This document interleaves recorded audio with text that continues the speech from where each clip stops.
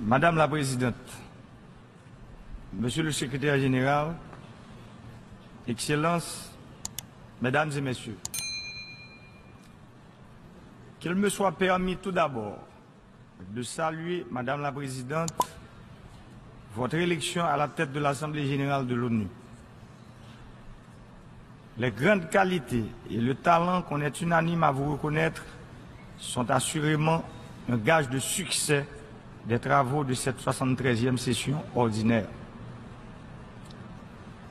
Je voudrais saluer la présence du secrétaire général ainsi que son action courageuse visant à accroître l'efficacité du système des Nations Unies dans la recherche collective du bien commun de l'humanité, pour reprendre l'expression du pape François. Madame la Présidente, au fil des années, l'Assemblée générale des Nations unies se voit confrontée à une double interrogation sous-jacente aux principaux thèmes de l'ordre du jour. Comment optimiser les mécanismes du maintien de la paix et de la sécurité internationale? Et comment traduire l'exigence de solidarité internationale en un système de coopération beaucoup plus efficace, capable de promouvoir le développement durable et d'éradiquer la pauvreté dans le monde? Les Nations unies ont fort justement mis en lumière les liens étroits entre l'éradication de la pauvreté, la promotion du développement durable, la paix et la sécurité. De la même façon, la lutte contre la pauvreté et la promotion des droits de l'homme sont inextricablement liées. L'extrême pauvreté est une négation de la dignité humaine. Elle doit, par conséquent, figurer au cœur de l'action des Nations Unies. Ainsi, des centaines de millions d'hommes et de femmes auront l'espoir de voir un jour l'éradication de la pauvreté. Dans le même ordre d'idées, l'intensification de la lutte contre le réchauffement climatique, qui constitue l'une des menaces les plus pesantes pour l'humanité, se doit de figurer parmi les grandes urgences de la communauté internationale. L'accord de Paris sur le climat de 2016 a été, à cet égard, un jalon important. Et il convient que tout soit mis en œuvre pour que les obligations internationales et les engagements qui en découlent soient respectés. On le sait bien, les régimes d'adaptation et d'atténuation au changement climatique, ainsi que les mesures de précaution tendant à atténuer les dégâts, sont extrêmement coûteux. La mitigation des risques naturels, une des composantes d'une stratégie de développement durable, en tant qu'investissement fait aujourd'hui en prévision de phénomènes qui auront lieu demain, s'avère indispensable. Or, à ce jour, les moyens financiers sont nettement insuffisants pour permettre une réponse appropriée en phase avec l'ampleur des défis posés. La mobilisation de nouvelles ressources pour le redressement climatique revêt un caractère de priorité absolue. Force est de constater que les pays les plus vulnérables, notamment les petits pays insulaires, surtout la Caraïbe,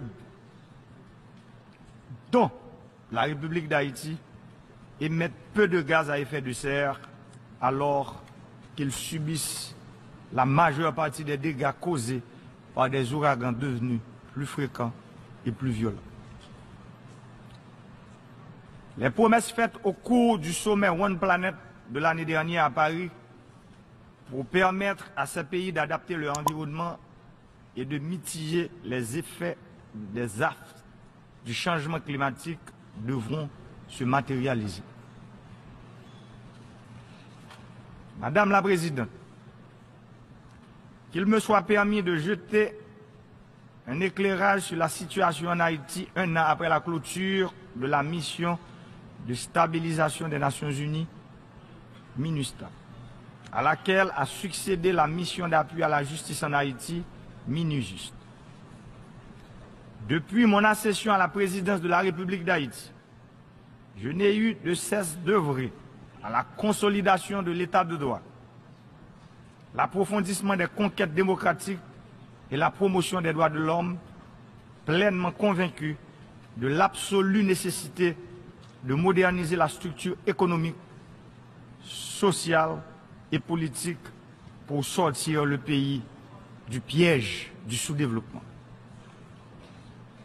Je ne ménage aucun effort pour assurer la stabilité des institutions et créer un environnement sûr et stable, propice à l'investissement et au redémarrage de la croissance. Dans un contexte de raréfaction des moyens et de la forte pression des besoins, la caravane du changement est, à cet égard, une stratégie novatrice visant à mettre toutes les ressources de l'État au service du peuple haïtien. Nombreux sont les résultats tangibles obtenus au cours des 18 derniers mois de la modernisation sociale, politique et économique engagée par le gouvernement. Qu'il me suffise, à cet égard, de citer le dernier rapport du secrétaire général des Nations Unies sur Haïti, qui met en lumière les progrès importants enregistrés au plan de la stabilité politique et institutionnelle, de la protection des droits de l'homme, du renforcement du système judiciaire et de l'amélioration de l'environnement de sécurité. Cependant, en dépit de ces avancées, force est donc de reconnaître que l'atonie de la croissance économique continue de peser lourdement sur la stratégie nationale de développement et de pérennisation de la paix. Le pays est en effet confronté à des défis interreliés et de grande ampleur.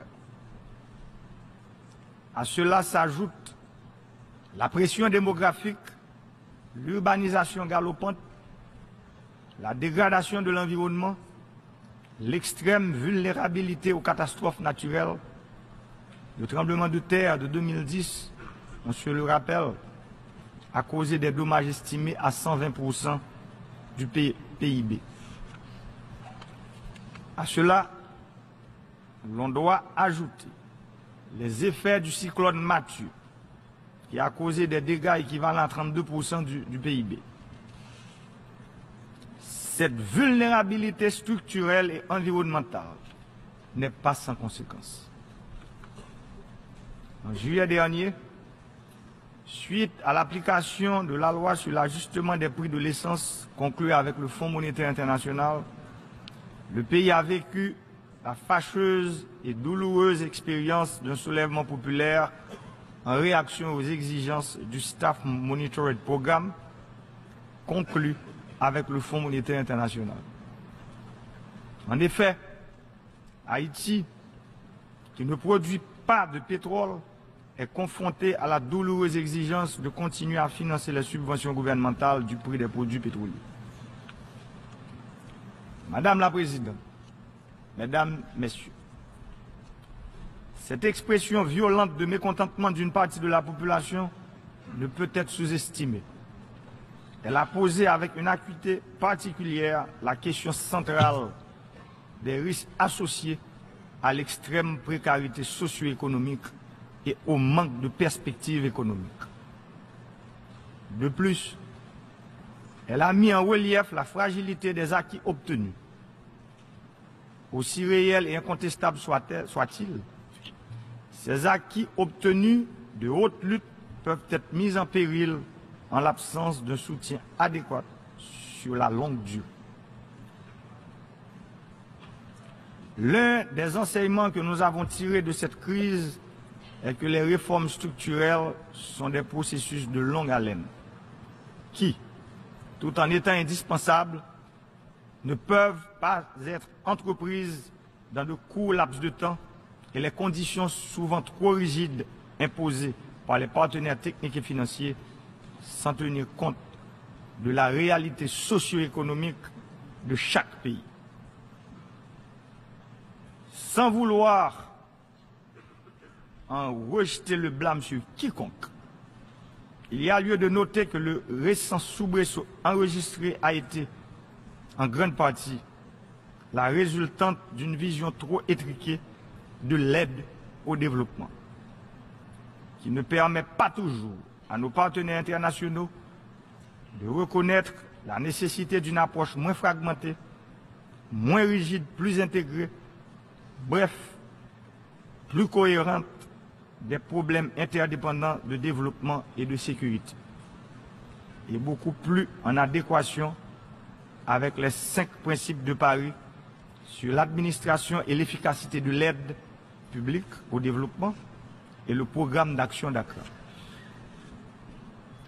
Autrement dit, le succès de la stratégie de pérennisation de la paix et des acquis, à laquelle nous sommes particulièrement attachés et sensibles, est tributaire pour une large part de la capacité du pays à obtenir les moyens additionnels susceptibles de lui permettre de surmonter ses handicaps structurels, de relancer notamment l'investissement public dans les infrastructures essentielles et de surmonter les obstacles auxquels se heurte la croissance et qui maintiennent près des 3/4 de la population en dessous du seuil de pauvreté.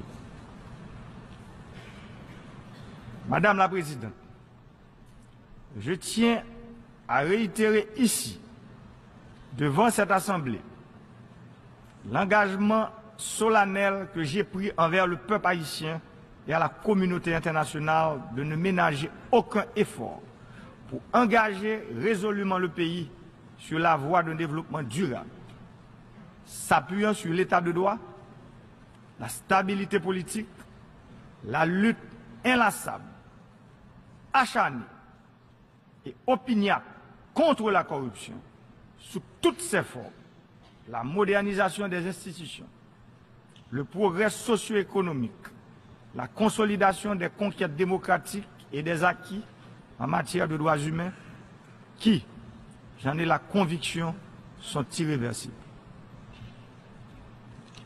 Dans cette perspective, le nouveau gouvernement d'union nationale qui vient d'être formé s'attelle à la tâche muni d'un plan d'action rénové, assorti d'un certain nombre d'objectifs prioritaires et de repères. L'amélioration immédiate des conditions de vie des couches les plus défavorisées et les plus vulnérables de la population grâce à des programmes novateurs. L'amélioration du climat des affaires. La relance des investissements publics et privés porteurs de croissance et de création d'emplois pour favoriser l'élargissement de la classe moyenne et la réduction significative des inégalités sociales et de l'exclusion sous toutes ses formes. La poursuite des réformes visant à consolider l'état de droit, renforcer le système de justice et la police nationale. Parallèlement, le rétablissement en cours des forces armées d'Haïti. La lutte contre la corruption sous toutes ses formes et dans toutes ses manifestations.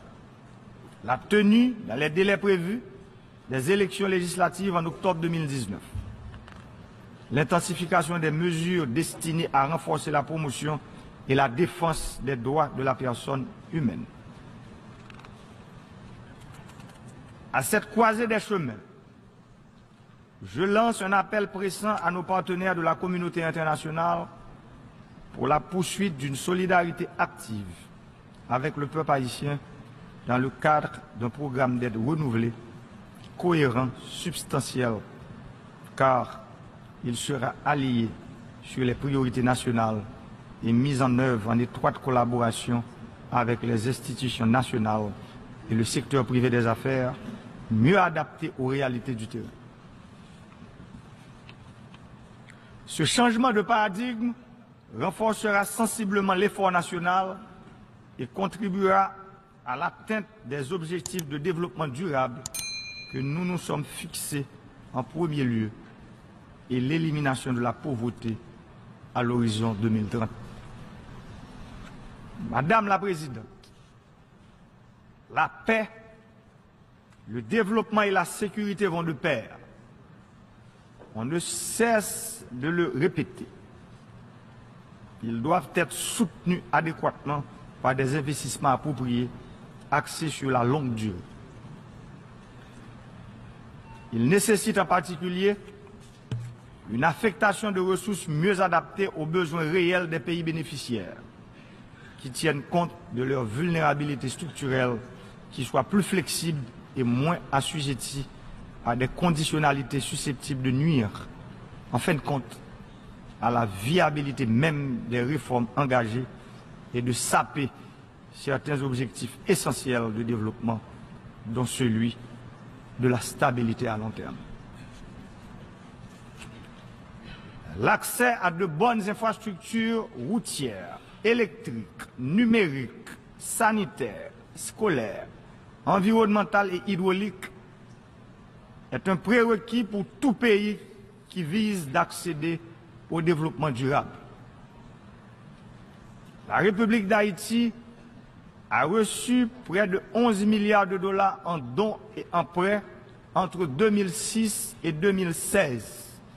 Et toutes ces infrastructures ne se sont pas mises en place. Comment parler de développement durable sans l'eau potable dans le robinet des familles? Comment parler de développement durable sans l'eau pour l'irrigation sur les terres agricoles?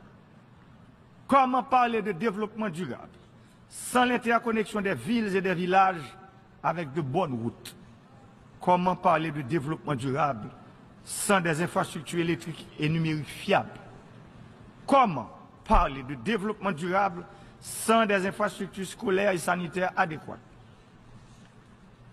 Ce sont ces questions que nous nous sommes, et ce sont les réponses à ces questions que nous nous efforçons inlassablement à trouver pour le peuple haïtien.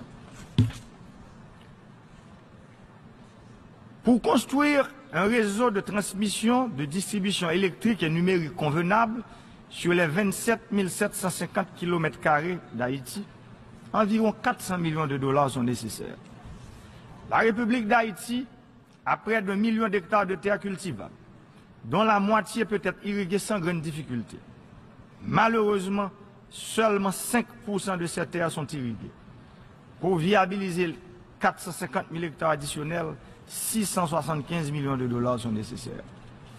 Pour que l'eau courante soit disponible dans les robinets des ménages de toutes les communes d'Haïti, seulement 220 millions de mètres cubes d'eau sont nécessaires chaque année. Pourtant, 40 milliards de mètres cubes d'eau de surface sont déversés à la mer chaque année. Avec environ 300 millions de dollars, nous pouvons traiter les 220 millions de mètres cubes d'eau nécessaires pour desservir toutes les communes d'Haïti. Nous avons besoin d'une production de 50 millions de plantules d'arbres fruitiers forestiers chaque année pour reboiser le pays. La construction de 14 centres germoplaces et de propagation végétale pouvant produire 63 millions de plantules par année coûte environ 35 millions de dollars. S'agissant de l'éducation, 15 000 salles de classe sont nécessaires pour permettre aux 500 000 enfants qui ne fréquentent pas encore l'école d'avoir accès à une bonne éducation de base. Environ 450 millions de dollars sont nécessaires pour la construction de ces salles de classe. 122 centres de santé sont nécessaires pour combler le déficit que nous avons au niveau des sections communales. 20 millions de dollars en sont nécessaires. Je profite aussi pour interpeller la communauté internationale sur l'obligation de mobiliser les ressources pour éliminer le choléra introduit par la MINUSTAH en Haïti et pour compenser les victimes. Pour interconnecter et rénover les 146 communes d'Haïti et améliorer certains tronçons de route dans les sections communales, 800 millions de dollars sont nécessaires. Du haut de cette tribune, je voudrais dire à nos partenaires techniques et financiers que nous devons, ensemble, nous armer du courage nécessaire pour repenser l'aide au développement en Haïti et dans les autres pays en situation similaire, tout en ayant pour boussole la déclaration de Paris de 2005 sur l'efficacité de l'aide publique au développement et le programme d'Accra de 2008. Avec les maigres ressources financières de la République d'Haïti, nous avons commencé à mettre le pays en chantier. Aujourd'hui, plus que jamais, nous avons besoin de cette synergie pour construire l'avenir de notre pays. Nous sommes condamnés à travailler ensemble, tout en respectant scrupuleusement les priorités d'Haïti. La bataille contre la corruption entamée depuis le 7 février 2017 ne saurait rester un vœu pieux. C'est une bataille qui nous permettra de léguer aux générations futures un pays meilleur où il fera bon vivre. Je vous remercie.